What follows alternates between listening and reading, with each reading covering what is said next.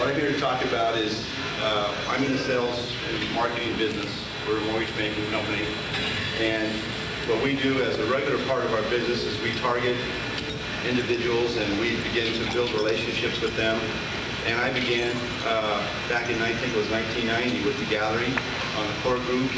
And at that time, I went into it with the idea that this was sponsored by a church. It was a great group of guys we were working with in the core group.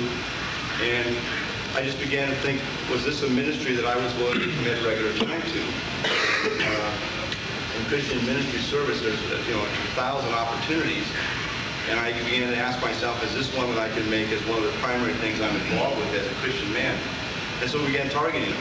And since that time, what I've tried to do is invite men that were committed Christians to the Gathering, to expose them to it. And then I began to make a list, like Bill said, of men that would consider me table. Last year, I made a list of 15 men that I thought fit that category.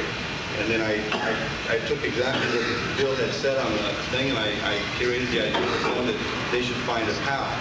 And I began talking to them about hosting a table and about finding another man to work with. And having been on the table host part myself, where I've invited men to the table, and then also now that I've partnered with men, it's much easier to find another man and say, can you get 3 or 4 guys from your sphere of influence, and I'll get 3 or 4, and then we can fill up a table.